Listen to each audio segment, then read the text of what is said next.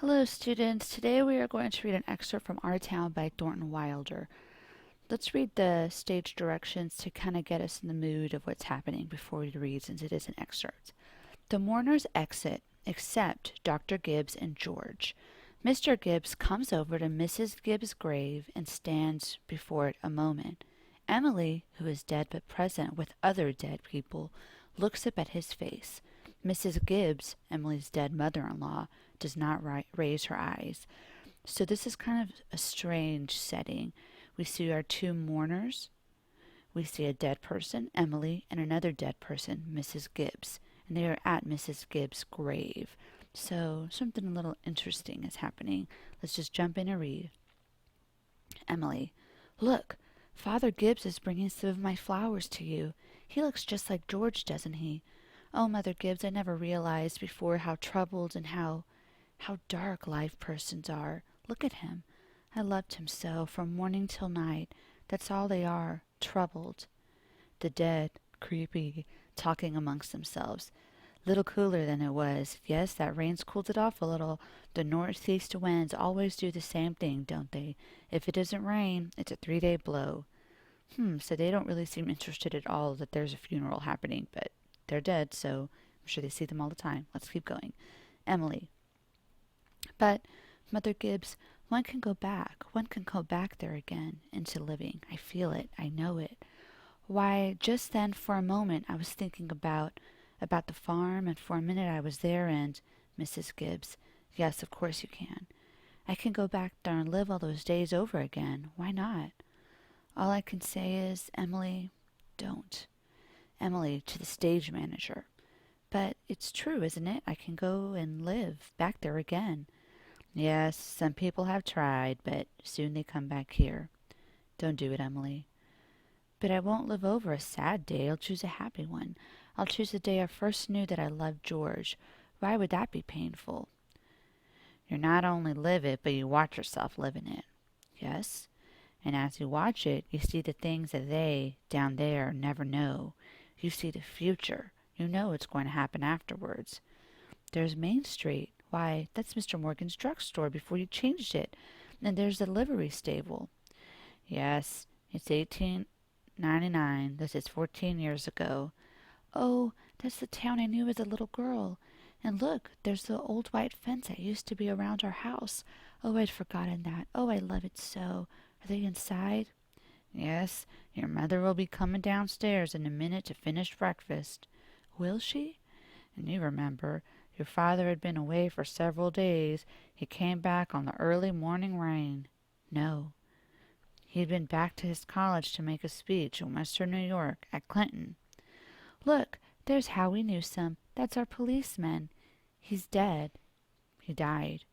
The voices of Howie Newsome, Constable Warren, and Joe Crowell, Jr. are heard off stage. Whoa, Bessie, morning, Bill. Morning, Howie. You're up early. Been rescuing a party darn near froze to death down by Polish Town. Why, there's Joe Crowell. Good morning, Mr. Warren. Morning, Howie. Mrs. Webb enters. Children, Wally, time to get up. Mama, I'm here. Oh, how young Mama looks. I didn't know Mama was ever that young. You can come off and dress by the kitchen fire if you'd like, but hurry. Howie Newsome enters. Good morning, Mr. Newsome. Ooh, it's cold. 10 below my barn, Mrs. Webb. Think of it. Keep yourself wrapped up. Mama, I can't find my blue hair ribbon anywhere. Just open your eyes, dear, that's all. I laid it out for you special, on the dresser here. If it were a snake, it would bite you. Yes, yes. Mr. Webb and Constable Warren enter. Good morning, Bill. Good morning, Mr. Webb. You're up early. Yes, just been back to my old college, New York State. Been any trouble here?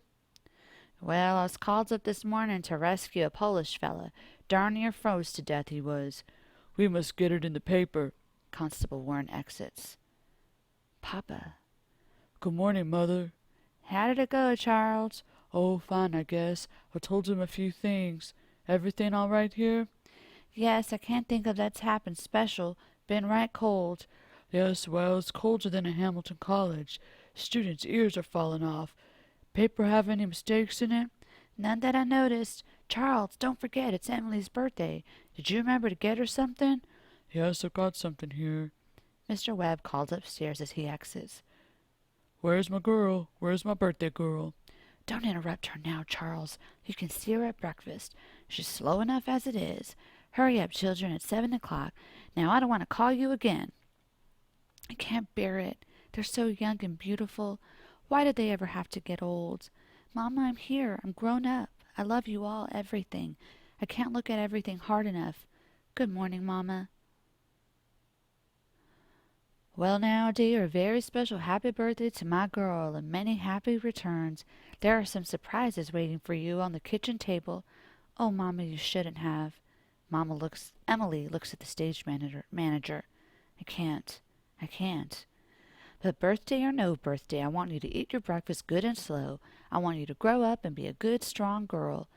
That in the blue paper is from your Aunt Carrie. I reckon you can guess who brought over the postcard album. I found it in the doorsteps when I brought the milk. George Gibbs. Must have come over here cold pretty early. Right nice of him. Oh, George, I'd forgotten that.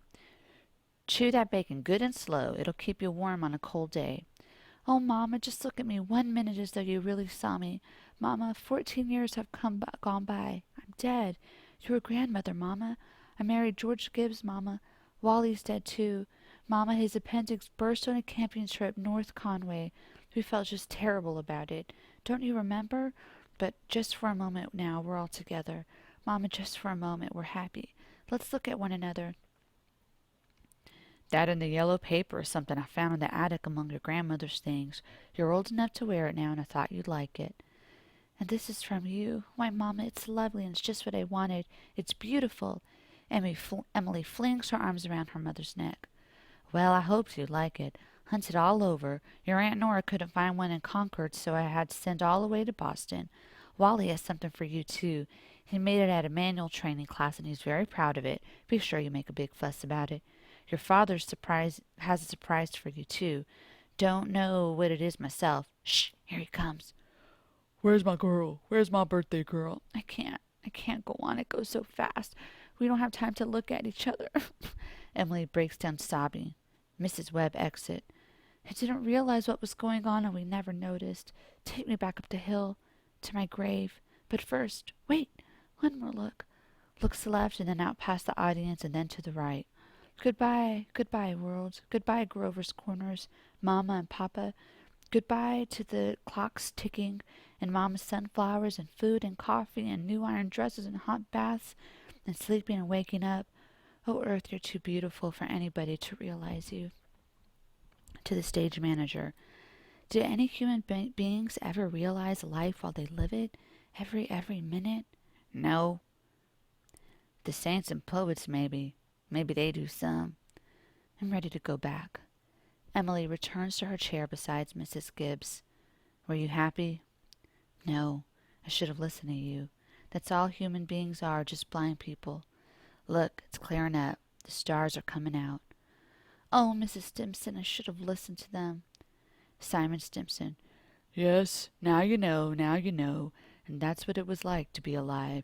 To move about in a cloud of ignorance, to go up and down, trampling on the feelings of those about you, to spend and waste time as you had 1,000,000 years, to be always at the mercy of one self-centered passion or another. Now you know. That's the happy existence you wanted to go back to. Ignorance and blindness. Simon Stimson, ain't that ain't the whole truth, and you know it. Emily, look at that star. I forget its name. Emily, looking back towards the church. Mother Gibbs, it's George. Shh, dear, just rest yourself. It's George. George comes towards them and sinks to his knees and falls full length at Emily's feet. That ain't no way to behave. He ought to be at home. Mother Gibbs? Yes, Emily. They don't understand, do they? No, dear, they don't understand. Most everybody's asleep in Grover's Corners. There are a few lights on. Shorty Hawkins down at the depot has just watched the Albany train go by. At the livery stables, somebody's setting up late and talking. Yes, it's clearing up. There are stars doing their old crisscross journeys in the sky. Scholars haven't settled the matter yet, but they seem to think there are no living beings up there, just chalk or fire. Only this one is straining away all the time to make something of itself. The strain's so bad that every 16 hours everybody lies down and gets a rest. 11 o'clock in Grover's Corners. You get a good rest too. Good night.